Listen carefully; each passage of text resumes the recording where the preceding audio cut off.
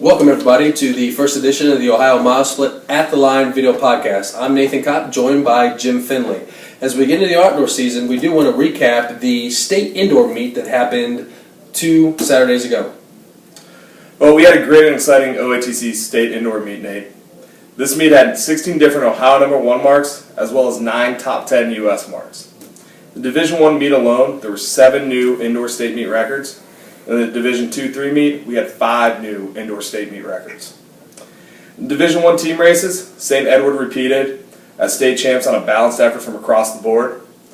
St. Ed's is just loaded. They have the Zadella brothers in the throws, Steele Wasik in the jumps and the hurdles, and then Anthony Young and Sean Crawford in the sprints. On the girls' side, Solon rolled to the title, nearly doubling the second-place team score. Solon was led by Oregon commit Therese Hayes, who ran in 4 events, bringing home 2 individual gold medals and 2 relays and a bronze medals, and a state meet record in the 800-meter run. In the Division II-III action, the CJ girls have now won the indoor state meet 3 times in a row. This year they were led by Devonay Mitchell, who won both horizontal jumps, the long jump and the triple jump, and took second in the hurdles. Glad you clarified the horizontal jumps for me, Jim.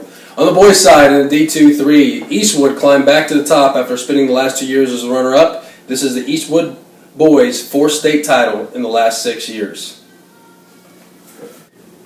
Jim, we both know the weather the first couple weeks of the outdoor season has been anything but good. How do you see coaches and athletes using the first weekend or two of invitationals and meets to get ready for the season? Well, it's Ohio, and you get used to practicing in bad weather. Last year's warm and dry spring was great, but it was an anomaly. It's not something that a coach can rely on year in and year out. These first 3 weeks, of meets are always more of a practice meet or a run through for major meets that happen in late April, early May, and then throughout the championship season. Many coaches use these first couple of meets, to gauge athletes' fitness, see who actually worked out over spring break, and then to find those 1 or 2 surprise athletes on every team that are going to have a breakthrough season. Jim, despite being in northern state, Ohio consistently churns out top D1 talent. Let's run down some of the top athletes that are committed to big-time schools for this spring or fall. Well, that's right, Nathan. Ohio has had some great athletes come through high school ranks and go on to compete at big-time track and field and cross-country schools. This year's no exception to that.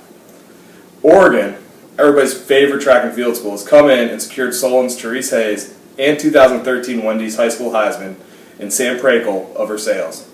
Penn State, who always seems like they like to steal several Ohio kids, pulled in 3 big-time recruits: Chillicothe's Megan Osborne, West Liberty-Salem's Megan Vogel, and St. Clairsville Alyssa Robinson. The University of Virginia landed Avon Lake's Christine Bohan for the Maltese. Syracuse University will be the new home for Beaver Creek's Sydney Laird. The University of Michigan has signed Olentangy's Grant Cartwright, Solon's Corey Crenshaw, and Corey Glines of St. Thomas Aquinas. Tori Martin of Mason has committed to the University of Georgia. And the University of Missouri has signed Lindsey Brim from Gahanna Lincoln. The University of Kentucky has laid claim to Mick Icafano, I'm sure I messed it up, I tried Mick, of St. Vincent St. Mary and Mid-Park's Lou Stiles. Notre Dame has signed Tips Grant coach, Salem's Anthony Shivers, and Westerville North's Jacob Dumford. Michigan State pulled in Caitlin Daniels of Olentangy Orange. And Stanford came in and secured NXN champion Sam Warden of Tippecanoe. And your Ohio State Buckeyes have landed a great group of in-state athletes, including Aaron Zelda of St. Ed's, Waverly's Dylan Dyke, Jill Caney of Coldwater, Rachel Weber of Dublin, Kaufman, and Jalen Marshall of Middletown. Most of us know we'll see Jalen hopefully on the football field in the fall before we see him running or participating in track in the winter or spring. To check out all the college signings and commitments, make sure you check out the college commitment section on the front page of Ohio Mile Split. Just scroll down. It'll be right below the forum. If you're a senior and have signed with a school and you did not hear your name today, let us know by sending an email to Jim, J-I-M, Finley, F-I-N-D-L-A-Y, 1, at gmail.com. Include your name, high school, events that you participated in, and what college or university you're signed with.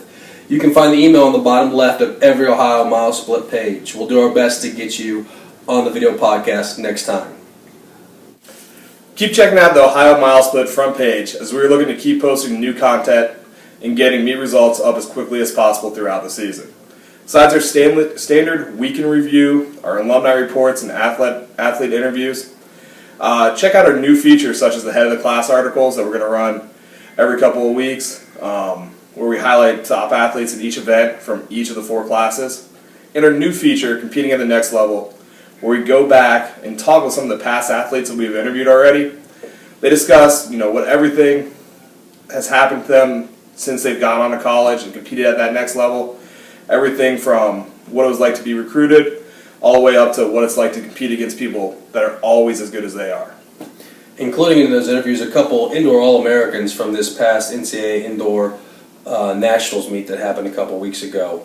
If you feel like you have an interesting topic or athlete that we should discuss on the At the Line video podcast, please email us at the bottom of the page at jimfinley1@gmail.com, or you can post it on the forum and we'll get with you.